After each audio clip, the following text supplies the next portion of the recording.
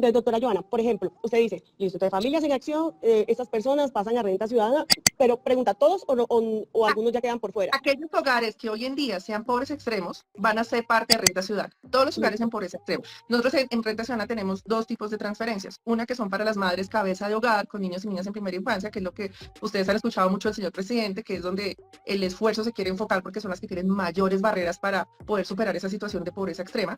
Y el resto de hogares en pobreza extrema, con niños y sin niños. Es decir, aquí lo que les digo, vamos a atenderlos a todos. Entonces, Familias en Acción, a partir de este año, definitivamente pasa a renta ciudadana y las personas que están en Familias en Acción, pues siempre me imagino que durarán preguntando como hicieron con Ingreso Solidario, pero es que no me ha llegado Ingreso Solidario. No, Ingreso Solidario se acabó en el 2021, 2022. Entonces, ese programa terminó, entonces también tienen que tener en cuenta que si están en Familias en Acción, lo que tienen que verificar ahora es si están en renta ciudadana. Pasemos entonces a renta ciudadana, porque ustedes en renta ciudadana, y mucho ojo con esto, hay unas, digamos que unas etapas, ¿sí? Unas etapas diferentes o unos módulos diferentes donde se van a clasificar a las personas. Pobreza extrema, las personas que están en pobreza extrema, ¿quiénes son? ¿Qué van a recibir y en qué parte de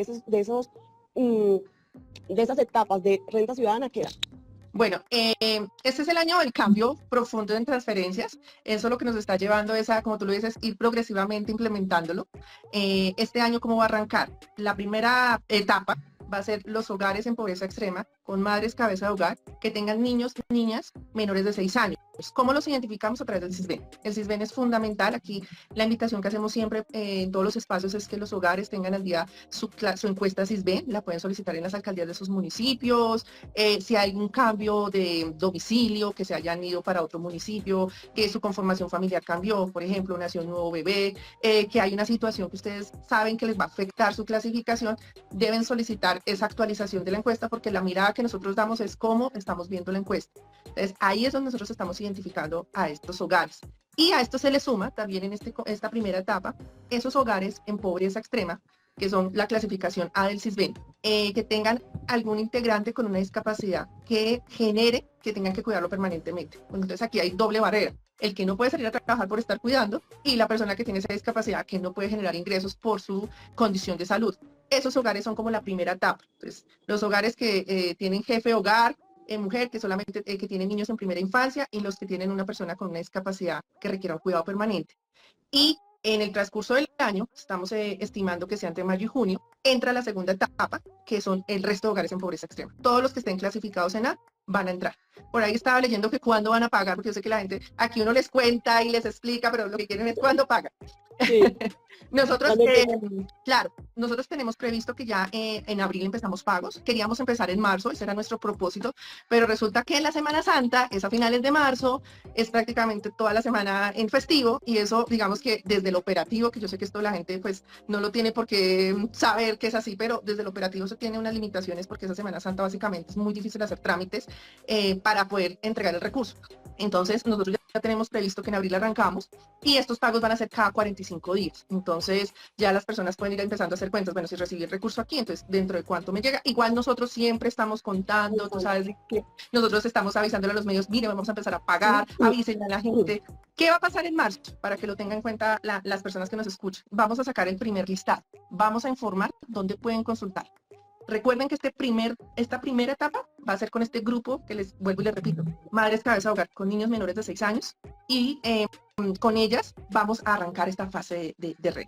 ¿Qué va a pasar en el siguiente ciclo? Los hogares con personas con la discapacidad que requieran cuidado, y dentro de los dos ciclos, el resto de hogares. Entonces, la invitación, Libby, si quieres hacemos Facebook todos los domingos, yo les sigo contando los avances, porque esto va a ser progresivo y va a ir muy rápido. Entonces, para que la gente se informe, porque no todos van a, o sea, en marzo si no se ven, no tienen que entrar en angustia, porque es probable que si son hogares en pobreza extrema vayan a entrar, pero si no cumplen estas características, pues va a demorarse un poquito más, porque esto está poco a poco implementándose, porque esto es un cambio muy profundo en transferencias, y además de esto no solo es el pago, porque detrás de esto hay una verificación de información, unos cruces que realizamos para determinar que sí sean los beneficiarios, y con los meses estos hogares tienen que, uno, aceptar estar en el programa, cuáles son sus deberes, cuáles son sus derechos, y empezar en este proceso de corresponsabilidad. Como más o menos tú has hecho mucho la comparación con Familias en Acción, esto se parece de algún sentido, pero no completo. ¿Por qué? Porque sí vamos a pedir que esos hogares cumplan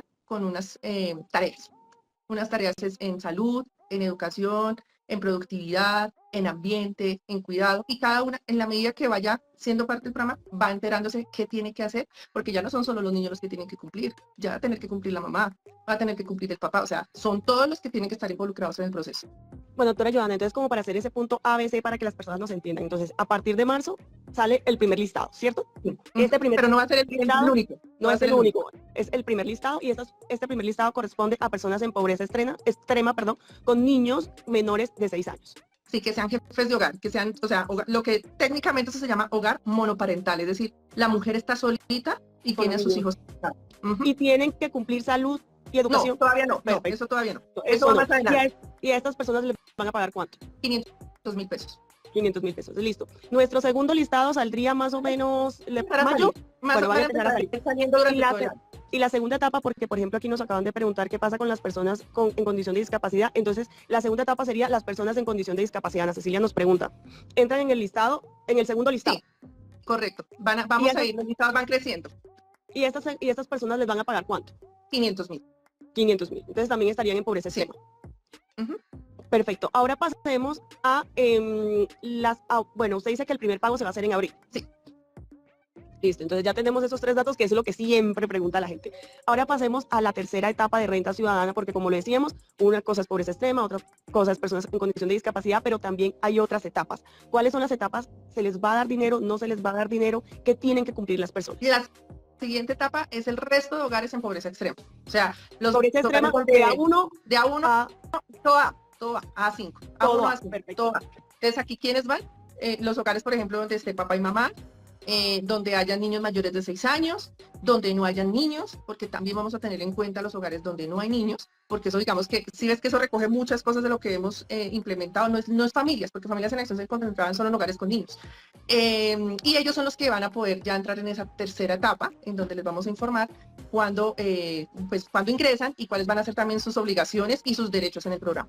Bueno, mira, aquí vamos a volver a repetir la respuesta que ya hemos dado. Pregunta Estebany. ¿Pero en abril pagan pobreza extrema y moderada o solo pobreza extrema? En abril empezamos con la primera etapa, que son madres cabeza de hogar, con niños y niñas en primera infancia en pobreza extrema. Recuerden que Renta Ciudadana se va a enfocar sus esfuerzos y los recursos en pobreza extrema. Y esto es algo que yo sé que es, muchos hogares dicen, pero ¿por qué si yo soy pobreza moderada, yo también necesito? ¿Por qué hacen eso? ¿Por qué hacen estos cambios?